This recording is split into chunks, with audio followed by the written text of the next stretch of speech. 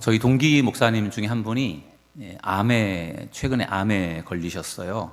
그래서 갑자기 체중이 한 10kg 정도, 10kg, 20kg 정도가 빠져서 좀 뭔가 이상하다 싶어서 검사를 하다가 림프종이라고 하는 그런 암이 발견이 되었습니다. 그래서 한 1년이 좀 안 된 것 같아요. 그래서 그 암에 대해 항암 치료를 6번, 6차에 걸쳐서 항암 치료를 받으셨고, 그리고 방사선 치료를 30회를 받았어요. 항암 치료 받는 것도 힘들고 방사선 치료도 힘들다고 하는데, 그래서 이제 많이 회복이 되고 있는 중인데, 1월 달에 가야 정확하게 치료가 됐는지 안 됐는지를 알 수 있다고 하시더라고요. 그 목사님이 치료를 받으면서 많은 것을 깨달았다고 이야기하시더라고요. 목회자이기 때문에 장례식도 많이 하고 또 임종하는 분들도 많이 지켜보게 되잖아요. 근데 본인이 암에 걸려서 죽을지도 모른다. 나도 이제 이렇게 죽을지도 모르겠다. 이제 그런 생각이 막연하게 다른 사람의 죽음이 아니라 내가 죽을 수 있다라는 생각으로 다가오니까 다르더라는 거예요. 세상이 다르게 보이고, 그리고 좀 뭐랄까, 죽음에 직면해 본다고 할까요? 그런 경험들을 하면서 많이 깨닫고 많이 배웠다라고 하는 그러한 이야기를 좀 들려주셨습니다. 하루하루 살아있다는 것이 참 감사하고, 내가 할 일이 있다는 게 감사하다, 그런 생각을 하게 되었다고 하더라고요. 작년 11월, 12월 달만 해도 내년도 목회 계획을 세우기가 싫을 정도로 이제 몸이 안 좋고 귀찮고, 한 해 동안의 목회 계획을 세우려면은 여러 가지 많은 고민을 해야 되잖아요. 그 시간들이 힘들고 막 그랬는데, 올해는 이제 몸이 많이 건강히 회복되다 보니까 내년도 목회 계획을 세우는 부분에 좀 뭔가 기대감도 있고 신이 나더라는 거예요. 그러니까 이제 본인이 좀 회복이 되고 살 수 있게 되니까 이제 거기에 대한 희망과 기대감을 더 갖게 되는 것 같습니다. 목회를 계획하고 세울 수 있다는 것도 참 감사한 일이다, 그런 생각을 갖게 되었다, 그런 얘기를 좀 들려주셨습니다. 사람은 누구나 경험해 보지 않으면 알 수 없는 세계가 참 많습니다. 아무리 얘기를 들어도 본인이 직접 경험해 보지 않고는 다 알 수가 없어요. 목회를 한 선배로서 후배들에게 이렇게 해서 이렇게 하는 거고, 이렇게 하는 게 좋고, 이렇게 목회를 해봐라, 이렇게 들려주고 조언을 해도 그게 그들에게는 잘 다가오질 않아요. 나중에 이제 목회를 하면서 이것저것 겪어보면은, 그게 그거였구나, 그제서야 깨닫게 되는 게 참 많죠. 다른 사람들의 조언과 이야기를 들으면서 그거를 잘 받아들이고 내 삶에 수정을 가한다라든지, 그런 사람은 굉장히 지혜로운 사람이에요. 왜냐하면 내가 경험해보지 않고도 내가 그거를 수용하고 받아들일 수 있다는 것은 매우 굉장히 지혜로운 사람입니다.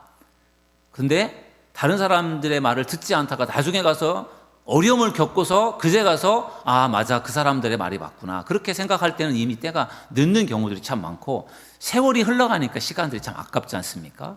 그래서 참 경험해보는 게 진짜 중요하지만 경험하지 않고도 우리가 알 수 있는 것들이 참 많아요. 그래서 그런 것들을 우리가 잘 얻어낼 수 있는 것도 매우 중요한 지혜인 것 같습니다.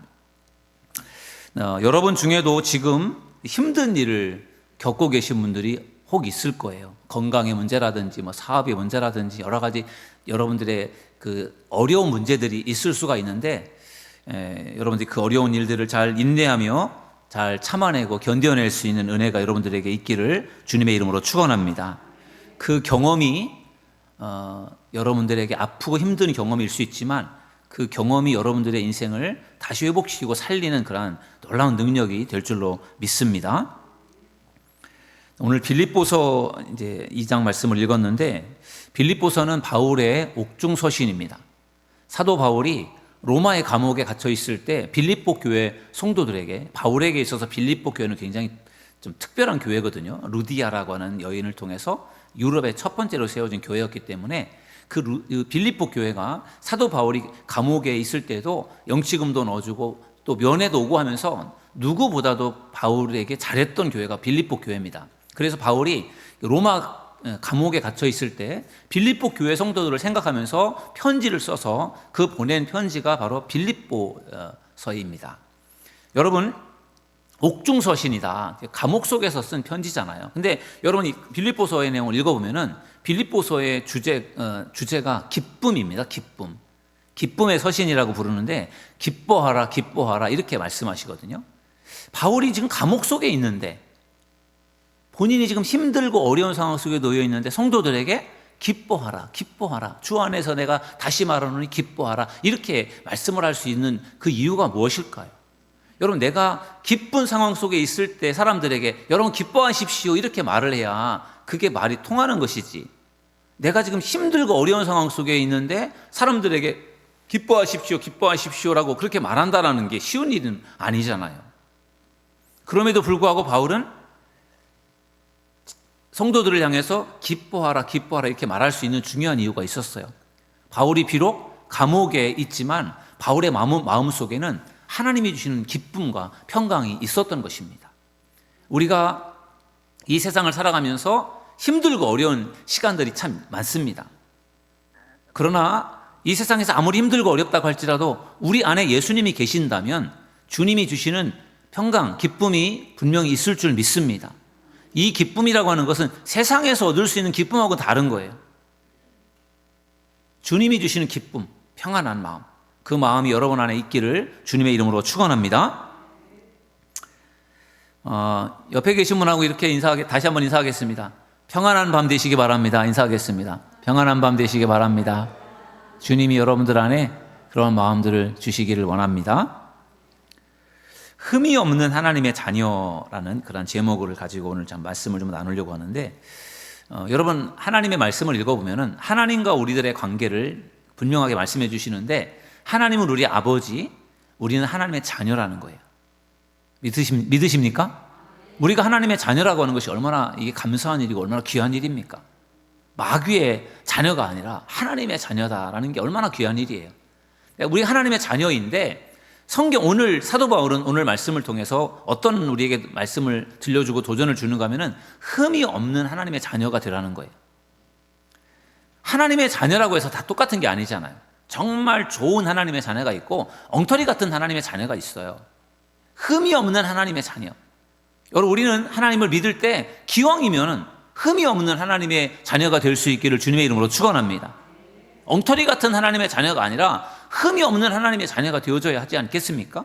오늘 성경 말씀에도 보면은 사도 바울이 흠이 없는 하나님의 자녀에 대해서 말씀을 도전을 합니다. 그래서 15절 말씀에 보면은 이렇게 말씀하고 있어요. 이는 너희가 흠이 없고 순전하여 어그러지고 거스르는 세대 가운데 하나님의 흠 없는 자녀로 세상에서 그들 가운데 빛들로 나타내며, 아멘. 하나님의 자녀로서, 흠이 없는 자녀로서 그렇게 나타나기를 원한다라고 그렇게 사도 바울은 고백을 하고 있습니다. 흠이 없는 하나님의 자녀. 흠이 없는 사람이 세상에 어디 있겠습니까? 다 흠이 있고 죄가 있고 다 문제가 있죠. 그러나 우리는 그럼에도 불구하고 더 거룩하고 더 흠이 없는 하나님의 자녀로서 우리가 더 애쓰고 노력해야 될 줄로 믿습니다. 여러분, 감리교회 중요한 교리가 성화예요. 성화. 장로교에서는 예정론에 대해서 많이 가르치잖아요. 예정론. 내가 하나님께 구원받았다. 이중 예정론이라고 해서 이미 구원받을 사람과 하나님이 구원하지 않을 사람까지도 하나님이 예정해 주셨다라고 하는 그러한 이중 예정론도 있어요. 그러니까 장로교 같은 경우는 그 예정론에 대해서 굉장히 중요하게 간주하고, 우리가 하나님 앞에 택함 받았고 부름 받았고 구원받았다라고 하는 것에 대해서 굉장히 강조를 해요. 물론 그것도 틀린 것은 아니에요. 하나님이 구원하시고자 계획하시고 섭리하신 일들이 분명히 있는데, 근데 감리교회에서 강조하는 것은 구원받은 사람들이 내가 구원받았으니까 이제 나 다 됐다, 그런 생각을 갖고 있단 말이에요. 나는 구원받았으니까, 나 예수 믿고 구원받았으니까, 내가 예수님 믿는다라는 것 자체가 내가 택함 받은 것이고 구원받은 것이지, 그래서 거기서 안주하려는 경향들이 있어요. 구원받은 사람들이. 근데 감리교회는 그 구원받은 사람으로서의 그 구원받은 것이 다가 아니라 구원받은 자로서 흠이 없는 하나님의 자녀로 계속해서 성장하는, 그걸 중요하게 생각해요. 그게 성화거든요. 성화. 거룩하게 계속 자라가는 것입니다. 여러분, 예수님 믿었다고 해서 다 거룩해집니까? 예수님 믿었다고 그게 다인가요? 그게 예수님을 믿었지만 우리가 정말로 예수님을 닮아가려면, 하나님의 형상을 회복하려면 우리가 계속해서 성장하지 않고는 닮아갈 수가 없어요. 그래서 끊임없이 우리는 흠이 없는 하나님의 자녀, 거룩한 자녀, 그리고 주님을 닮기 위해서 끊임없이 노력해야 될 줄로 믿습니다. 하나님이 알아서 우리를 성장시켜 주시고 하나님이 알아서 우리를 흠이 없게 만들어 주는 것이 아니라 우리가 부단히 애를 쓰고 노력해야 되는 거죠. 그래야 우리가 거룩한 성화의 과정을 통해서 거룩한 하나님의 자녀가 되는 것이지, 그게 저절로 되는 것이 아니란 말입니다. 그래서 감리교는 자유의지를 중요하게 생각해요. 본인의 의지, 내가 흠이 없는 하나님의 자녀가 되기 위해서, 내가 더 거룩해지기 위해서 내가 더 애를 쓰고 노력하는 인간의 의지가 필요하다라는 거예요. 더 거룩하게 성화되는 믿음의 사람들이 되기를 주님의 이름으로 축원합니다. 그것을 하나님이 원하신다라는 거예요. 그러면은 흠이 없는 하나님의 자녀가 되려면 어떻게 해야 될까? 오늘 본문의 말씀을 통해서 몇 가지로 좀 나누어 보도록 하겠습니다. 첫 번째, 하나님의 흠이 없는 자녀가 되려면은 우리 12절을 우리 다 같이 한번 읽어보실까요? 12절 시작. 그러므로 나의 사랑하는 자들아, 너희가 나 있을 때뿐 아니라 더욱 지금 나 없을 때에도 항상 복종하여 두렵고 떨림으로 너희 구원을 이루라. 아멘. 흠이 없는 하나님의 자녀가 되는 데 있어서 필요한 것 첫 번째가 뭐냐면요, 두렵고 떨리는 마음이에요. 두렵고 떨리는 마음. 두렵고 떨리는 마음으로 구원을 이루래요. 아, 나 예수 믿고 구원받았으니까 나는 됐다. 그게 아니라 내가 구원을 받았지만 그럼에도 불구하고 여전히 끊임없이 두렵고 떨리는 마음으로 구원을 이루어가라는 거예요. 역시 이 말씀도 사실 성화와 관련된 부분이에요. 여러분 안에 두렵고 떨리는 마음이 있습니까? 하나님 앞에 나올 때 두렵고 떨리는 마음이 있습니까? 그 마음이 여러분에게 있기를 주님의 이름으로 축원합니다. 우리 안에 두렵고 떨리는 마음이 없으면 그것은 잘못된 거예요. 내가 하나님 앞에서 정말 두렵고 떨리는 마음을 내가 늘 가지고 있어야 되는 것입니다. 그것은 바로 하나님을 경외하는 마음이에요. 하나님을 경외하는 마음. 그게 바로 두렵고 떨리는 마음입니다. 하나님 앞에 설 때 내 마음속에 품어야 될 마음, 두렵고 떨리는 마음. 여러분, 이 두렵고 떨리는 마음이 어디서 나왔는가 하면은 구약시대의 성막에서 나온 거예요. 성막에 성소와 지성소가 있는데, 성소에는 제사장들이 들어가서 일을 했지만 지성소에는 일반 제사장들은 못 들어가고 대제사장만 들어갔습니다. 그리고 대제사장이 거기에서 하나님을 만나는데, 하나님을 만날 때 내가 흠이 있고 티가 있고 내가 죄가 있으면은 하나님이 너무 거룩하시기 때문에 죽는다고 생각을 했어요. 그래서 이 대제사장이 모든 백성들을 대표해서 지성소에 하나님을 만나러 들어가지만, 그때 이 대제사장이 죄 때문에 하나님 앞에서 죽을 수 있어요. 그럴 경우에 죽으면 그 제사장을 지성소에서 끌어내야 되는데, 그러면 지성소에 다른 사람이 들어가면 또 거기서 하나님 앞에서 죽을 수가 있잖아요. 죽은 제사장을 데리고 나오다가 그 사람도 죽을 수가 있잖아요. 그래서 대제사장이 지성소에 들어갈 때는 발목에다가 밧줄로 묶어서 들어갔어요. 죽으면은 끌어내야 되잖아요. 죽으면. 그 정도로 대제사장도 하나님 앞에 가는 것을 두려워했어요. 왜? 내가 죄가 있기 때문에 하나님을 만나면 죄인은 내가 죽을지도 모른다. 그 두려움이 있었단 말이에요. 그 두렵고 떨리는 마음, 그 마음이 우리가 하나님 앞에 나아갈 때 우리 안에도 있어야 될 줄로 믿습니다. 그러니까 내가 하나님을 만날 때, 하나님 앞에 예배를 드릴 때 내가 잘못하면 내가 죄 때문에 죽을 수 있다라는 그 마음을 가지고 우리가 회개하는 마음으로, 두렵고 떨리는 마음으로 가는 거예요. 하나님, 저 용서해 주세요. 저 죄 때문에 하나님 저를 치지 마시고 하나님 저를 용서해 주세요. 그런 마음으로 가는 거예요. 예수님께서 바리새인과 세리의 기도를 비교하면서 말씀해 주셨어요. 그래서 바리새인이 기도할 때는 일종의 공치사라면서, 하나님 저 11조 잘 드렸어요. 저요 일주일에 한두 번씩 금식도 했어요. 저 기도 시간에 기도도 철저히 했어요. 이게 바리새인이란 말이에요.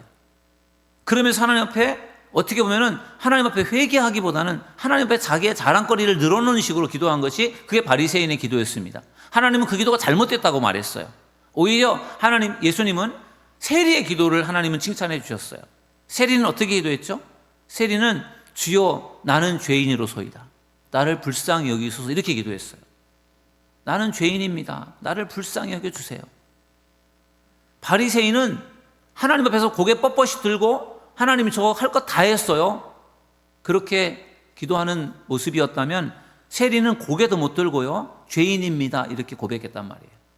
그 세리가 기도하는 모습을 예수님이 그것이 훨씬 좋은 기도라고 말씀해 주셨습니다. 저는 그 세리의 기도가 두렵고 떨리는 마음으로 기도하는 기도라는 생각이 들어요. 오늘 이 밤에도 여러분 안에 하나님 앞에 설 때 두렵고 떨리는 마음이 여러분에게 있기를 주님의 이름으로 축원합니다. 그 마음이 있을 때 우리가 하나님 앞에 무릎을 꿇는 거죠. 우리가 두렵고 떨리는 마음이 없는데 어떻게 하나님 앞에서 무릎을 꿇겠습니까? 내가 죄인이고 내가 부족하고 연약하기 때문에 하나님 저를 좀 받아주시고 저 용서해 주세요. 그런 마음으로 하나님 앞에 무릎을 꿇을 수 있는 여러분들, 저와 여러분 모두가 되기를 주님의 이름으로 축원합니다. 흠이 없는 하나님의 자녀가 되려면은 그 마음이 우리 안에 있어야 된다는 거예요. 두렵고 떨리는 마음이 있어야 되는 것입니다. 두 번째로 하나님 우리가 앞에서 흠이 없는 자녀가 되려면은 하나님의 뜻을 분별해야 됩니다.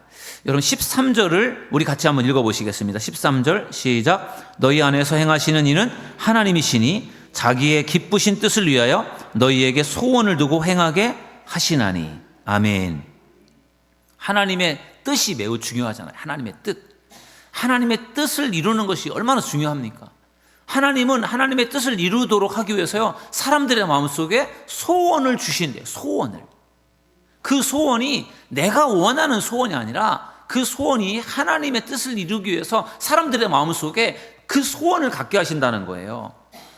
그래서 우리가 그 하나님이 내 안에 주시는 소원이 이게 내 소원이 아니라 하나님의 소원이고 하나님의 뜻을 이루기를 원하는 것이다라는 것을 우리가 발견할 수 있어야 될 줄로 믿습니다. 그냥 내가 좋아해서 하는 그것과 하나님이 내 안에 소원을 갖게 하는 것은 다른 겁니다. 내가 갖는 소원, 하나님이 내 마음에 주시는 소원, 내가 기쁘게 뭔가를 할 수 있는 그 마음, 하나님이 주시는 마음이 다르다라는 거예요. 그거를 우리가 잘 분별을 해야 될 줄로 믿습니다. 제가 어렸을 때부터 이제 목사가 되는 꿈을 갖고 있었는데, 제가 무슨 부흥 강사님들에게 제가 기도를 받아서 너는 목사의 사명이 있다, 이렇게 제가 기도를 받은 적도 없고, 제가 기도하던 중에 하나님께 제가 그런 사명을 받은 적도 없고, 사실 저는 그렇게 사명을 받고 뭔가 그래서 제가 목사가 되고 싶은 마음을 가진 건 아니에요. 그냥 제 안에 그냥 목회자가 되고 싶은 마음이 있는 거예요.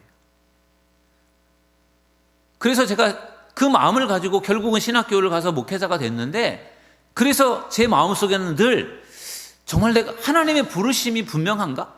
하나님이 나를 부르신 게 맞나? 나를 목회자로 하나님께서 부르신 게 진짜 맞나? 왜냐하면 거기에 대한 좀 확신이 부족했어요. 왜? 거기에 대한 뭔가 부르심에 대한 체험이나 뭔가 확신이 부족했거든요. 그것이 늘 저에게 좀 늘 고민거리였어요.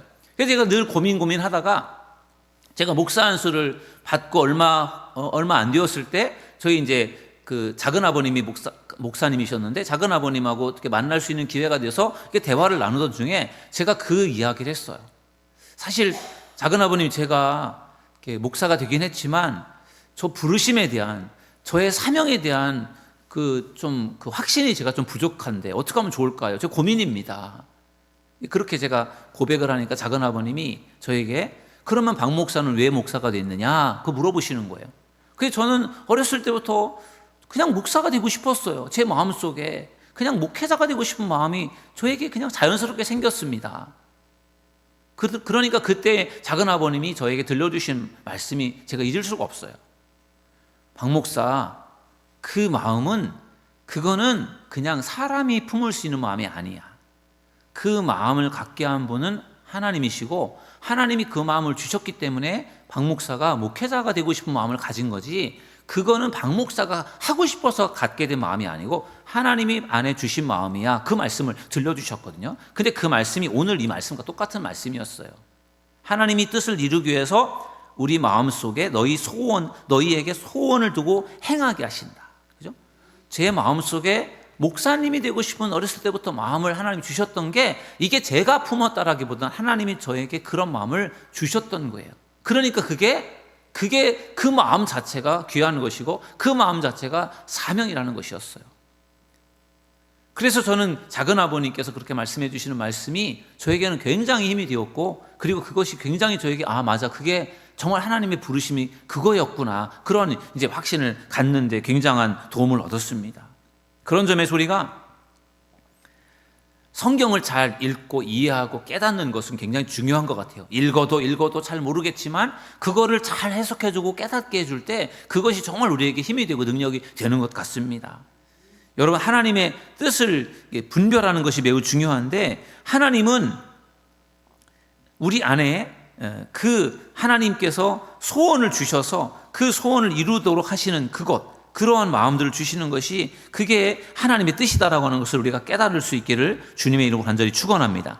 그 마음을 하나님께서 내게 주셨을 때 이거 하나님이 주신 마음이구나, 그 마음을 깨닫는 것, 하나님이 주신 뜻을 깨닫고 하나님이 주신 마음을 깨닫는 것, 그것이 흠이 없는 하나님의 자녀에게 나타나는 모습임을 여러분들 믿으시기를 주님의 이름으로 축원합니다.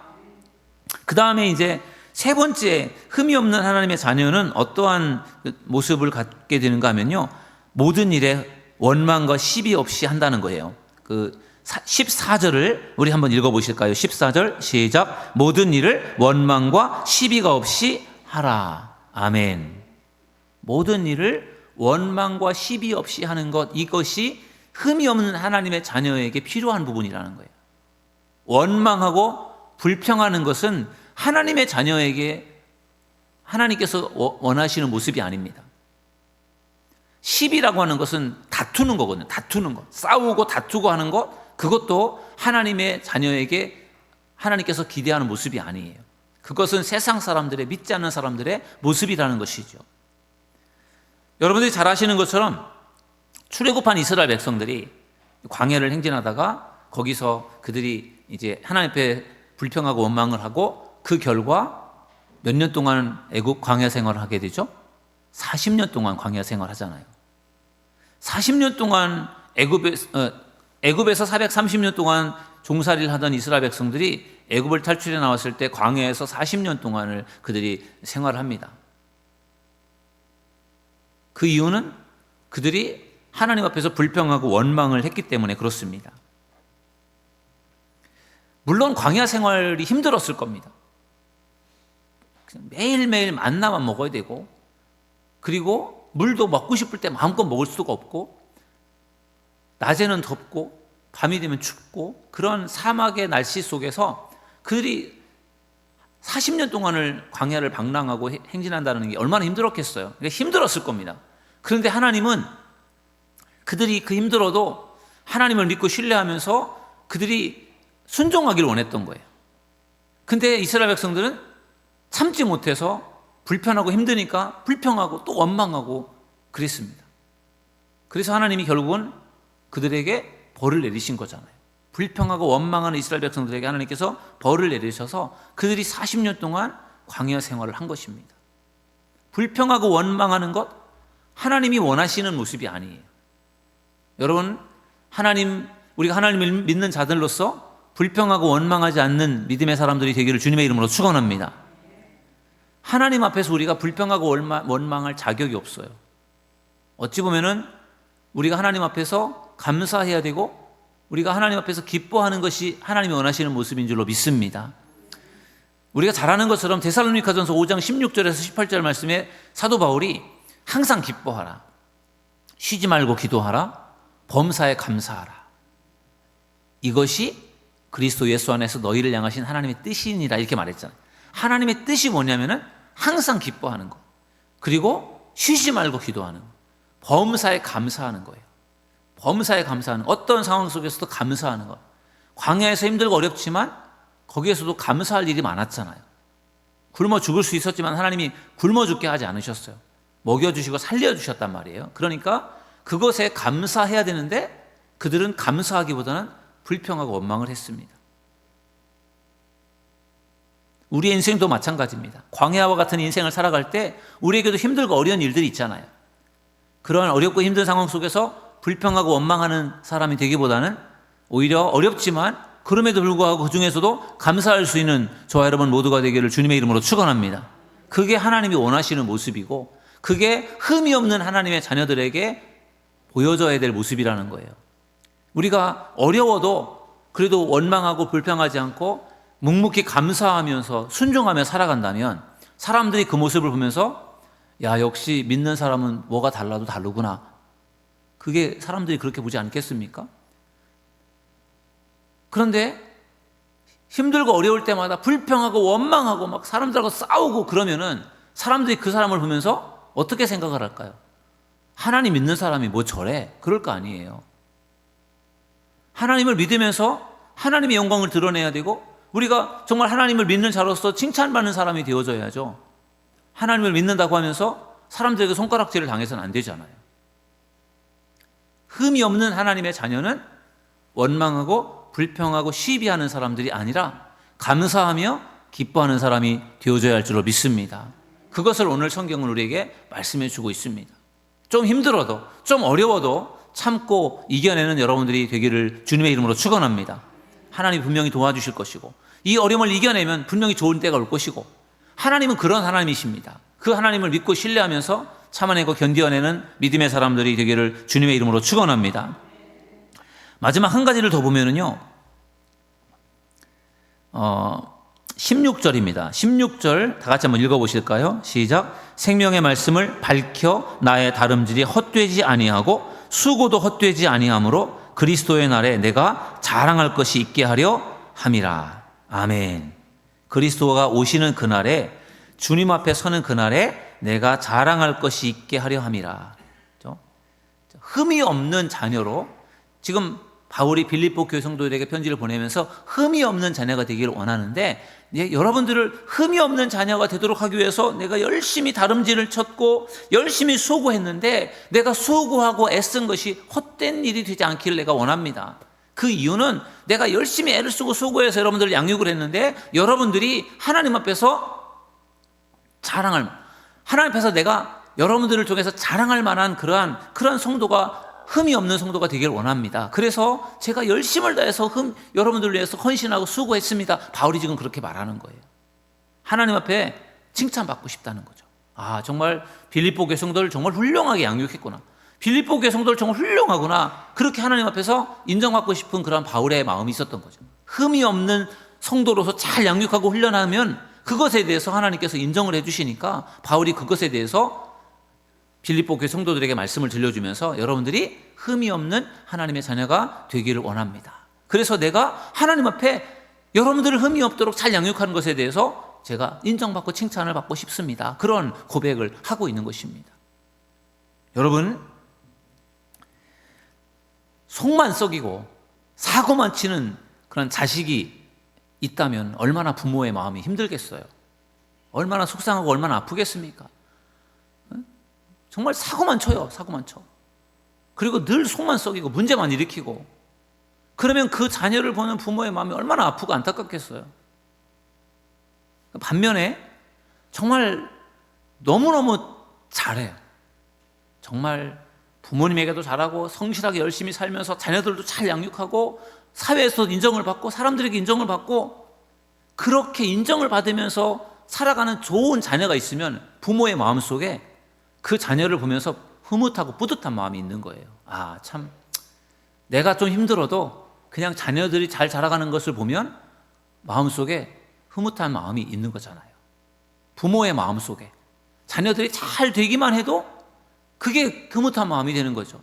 자녀가 사고치고 사고 뭉치고 그리고 일만 만들고 그러면 부모가 늘 그것 때문에 마음에 상한 마음이 있잖아요. 속상하고 늘 안타깝고. 그런데 정말 부모가 정말 잘하는 자녀를 두면은 그 자녀를 볼 때마다 굉장히 부모의 마음속에 흐뭇함이 있단 말이에요. 자랑스러운 마음이 있어요. 하나님도 똑같다는 생각이 들어요. 하나님이 보실 때도 말도 안 듣고 늘 속만 썩이는 그런 교인들을 보면은 하나님의 마음이 얼마나 아프시겠어요. 그런데 정말 신앙생활도 잘하고 정말 너무너무 믿음으로 잘 자라가는 그러한 성도를 본다면 하나님이 얼마나 마음이 흐뭇하시겠어요. 그렇게 하나님 앞에 인정받을 수 있는 그러한 하나님을 흐뭇하게 할 수 있는 여러분들의 삶이 될 수 있기를 주님의 이름으로 축원합니다. 그런 성도가 어떤 성도냐? 흠이 없는 하나님의 자녀라는 거예요. 바울은 그것을 우리에게 들려주고 있습니다. 오늘 흠이 없는 하나님의 자녀에 대한 말씀을 나눴습니다. 참 흠이 없는 하나님의 자녀, 쉬운 일은 아니겠죠. 하나님의 흠이 없는 자녀가 된다는 것이 이게 결코 쉬운 일은 아닐 것입니다. 그러나 우리가 흠이 없는 하나님의 자녀가 되어줘야 될 중요한 이유, 하나님이 이런 자녀를 원하신다는 거예요. 늘 우리 안에 두렵고 떨리는 마음이 있어야 되고요. 하나님의 뜻을 잘 분별할 수 있어야 되고, 그리고 모든 일에 원망과 시비가 없이 감사하며 기뻐하며 감당하는 것이 필요하고, 하나님이 보실 때 정말 기뻐하실 만한, 자랑할 만한 그러한 믿음의 사람들이 되는 것이, 이것이 하나님에게 얼마나 귀하고 중요한 일인지 모릅니다. 이러한 흠이 없는 하나님의 자녀에 대한 비전을 품고 여러분 한 사람 한 사람이 이러한 하나님의 흠이 없는 자녀가 되도록 그 마음을 품고 이러한 성도가 될 수 있기를 주님의 이름으로 축원합니다. 오늘 이 밤에 이 말씀을 여러분의 마음에 깊이 새기셔서 흠이 없는 하나님의 자녀로 하나님을 기쁘시게 하는 믿음의 성도들 되기를 주님의 이름으로 축원합니다.